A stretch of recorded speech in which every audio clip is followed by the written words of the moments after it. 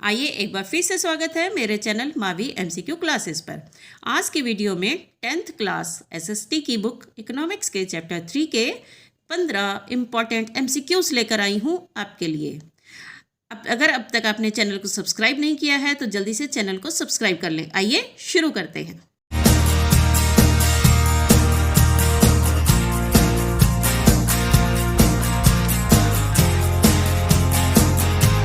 ये शुरू करते हैं। प्रश्न नंबर 1, मुद्रा का कार्य है, अर्थात मुद्रा का क्या कार्य है।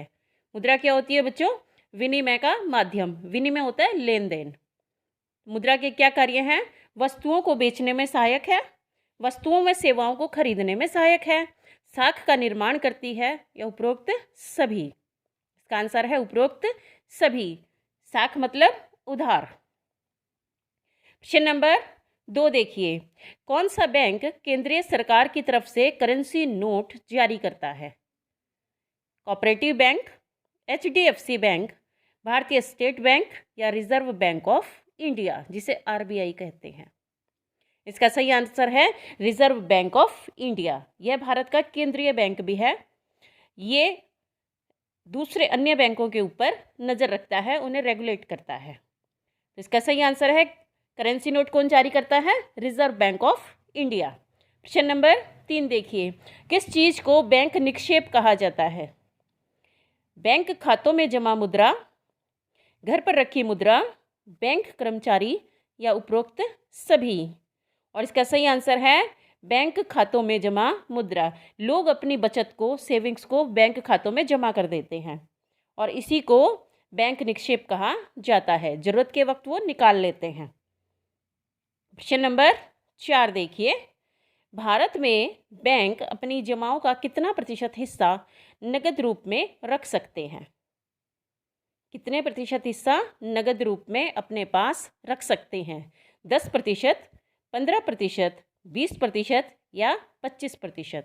और इसका सही उत्तर है 15%। प्रश्न नंबर 5 देखिए, ऋण यानी कि उधार विकास के क्षेत्र में कैसी भूमिका अदा करता है?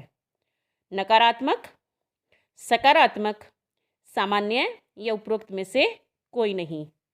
इस क्वेश्चन का मीनिंग है ऋण विकास के क्षेत्र में, यानी कि विकास के लिए ऋण उधार सहायक है या नहीं है। तो ऋण के द्वारा अनेक जो हैं कार्य विकास के किए जा सकते हैं, इसलिए ऋण जो है वो सकारात्मक है।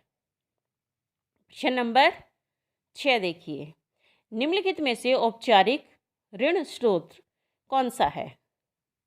बैंक, सहकारी समितियां, जीवन बीमा निगम, या उपरोक्त सभी। औपचारिक, औपचारिक मतलब जो उधार कुछ नियम, कुछ शर्तों के आधार पर लिया और दिया जाता है। तो इनका कौन सा औपचारिक स्रोत है?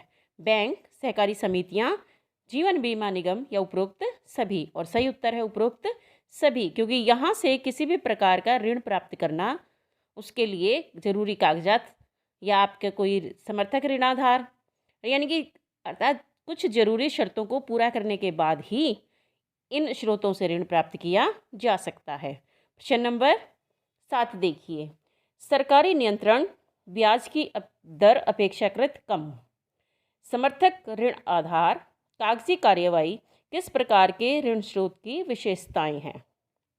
औपचारिक स्रोत, अनौपचारिक स्रोत, उपरोक्त दोनों, या दोनों में से कोई नहीं। तो जिस स्रोत के ऊपर सरकार का नियंत्रण हो, ब्याज की दर कम हो और उसके लिए समर्थक ऋणाधार जरूरी हो, कागजी कार्यवाही भी की जाए, इस प्रकार के जो स्रोत हैं वो हैं औपचारिक स्रोत। प्रश्न नंबर 8 देखिए, अनौपचारिक ऋण स्रोत कौन सा नहीं है? इनमें से कौन सा अनौपचारिक नहीं है? महाजन या साहूकार, रिश्तेदार या मित्र, कृषि व्यापारी, या सहकारी समितियां।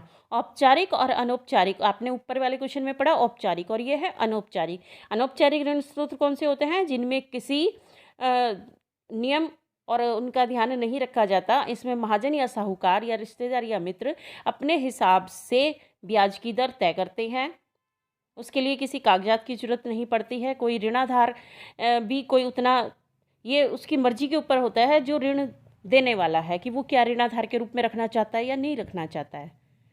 तो अनौपचारिक ऋण का स्रोत इनमें से कौन सा नहीं है?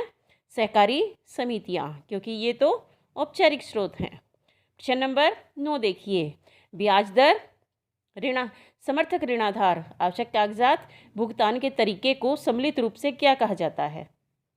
ऋण के रूप, साख, ऋण की शर्तें या उपरोक्त में से कोई नहीं। और इसे कहा जाता है ऋण की शर्तें। ब्याज दर कितनी होगी, समर्थक ऋणाधार के रूप में क्या क्या रखा जाएगा, जमीन, कागज या कोई और वस्तु, पशु भी इसमें लोग जो हैं समर्थक ऋणाधार के रूप में रखते हैं। आवश्यक कागजात कौन से हैं, घर के कागज हैं, ज़मीन के कागज हैं, या बैंकों में जो आपके पास जमा है उसके ऊपर भी ऋण प्राप्त हो जाता है। भुगतान के तरीके कौन से होंगे, कितने समय में भुगतान किया जाएगा, तो इन सब को कहा जाता है ऋण की शर्तें। किन शर्तों के ऊपर ऋण प्राप्त किया जा रहा है?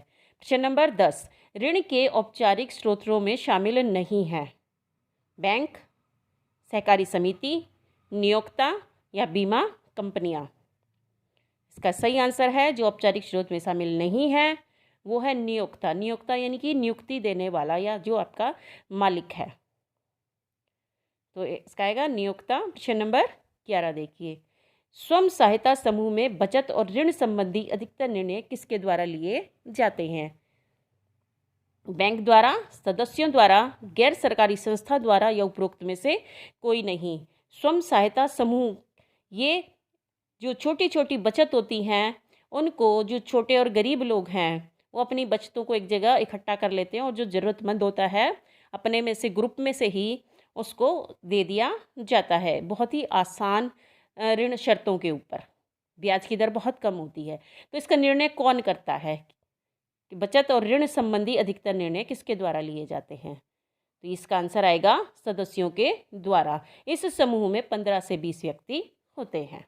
स्वयं सहायता समूह 15 से 20 व्यक्ति। प्रश्न नंबर 12, गरीब परिवार अधिकतर किन स्रोतों से ऋण प्राप्त करते हैं? यहाँ पर ऋण छूट गया है। गरीब परिवार अधिकतर किन स्रोतों से प्राप्त करते हैं क्या ऋण? औपचारिक स्रोत से, अनौपचारिक स्रोत से, उपरोक्त दोनों से या दोनों में से किसी से नहीं। तो गरीब के पास जो है समर्थक ऋणाधार के रूप में देने के लिए कुछ नहीं होता है। वो सरकार की जो शर्तें होती हैं, यानी कि जो बैंक हैं या सहकारी समितियां हैं उनको पूरा करने में, या कोई भी बीमा कंपनी है उनको पूरा करने में वो समर्थ नहीं होते। इसलिए ज़्यादातर जो गरीब परिवार हैं वो अनौपचारिक स्रोत, जैसे अपने किसी मित्र से ले लिया, रिश्तेदार से ले लिया या साहूकार महाजन से ले लिया, उनसे ऋण प्राप्त करते हैं। तो इसका आंसर आएगा अनौपचारिक स्रोत। इसको भी ठीक कर लेते हैं। गरीब परिवार अधिकतर किन स्रोतों से ऋण प्राप्त करता है? प्रश्न नंबर 13 देखिए, बांग्लादेश में ग्रामीण बैंक की शुरुआत कब हुई थी? 1960 में, 1970 में, 1982 में या 1957 में? और इसका सही आंसर है 1970 में। प्रश्न नंबर 14, वर्ष 2006 में किसे शांति के लिए नोबेल पुरस्कार दिया गया? मोहम्मद यूनुस को, इमरान खान को, शेख हसीना को या उपरोक्त में से कोई नहीं? और इसका सही आंसर है मोहम्मद यूनुस। इन्होंने ही बांग्लादेश के अंदर ग्रामीण बैंक की स्थापना की थी 1970 में। समर्थक ऋणाधार में क्या शामिल है? जिसके आधार पर किसी भी व्यक्ति को ऋण की प्राप्ति होती है, उधार की प्राप्ति होती है।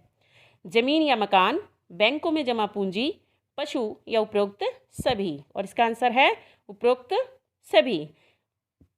इस लेसन में आपने मतलब मुख्य बातें क्या पढ़ी हैं कि सरकार की ओर से रिजर्व बैंक ऑफ इंडिया केंद्रीय बैंक है और जो करेंसी नोट जारी करता है।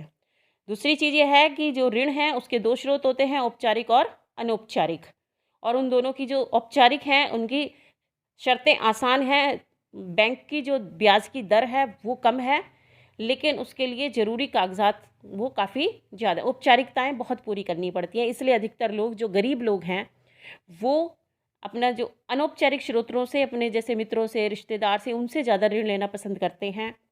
लेकिन जो अमीर हैं वो औपचारिक स्रोतों से ऋण को प्राप्त करते हैं। ये थे बच्चों 15 क्वेश्चंस जो बहुत इम्पॉर्टेंट हैं इस लेसन के, और ये 15 क्वेश्चंस ही आपको पूरे लेसन को समझने में भी सहायक हैं। तो नेक्स्ट जो आपका लेसन है वो अब उसका वीडियो जल्दी तैयार कर लिया जाएगा। ये वीडियो आपको कैसी लगी इसके ऊपर कमेंट ज़रूर करें।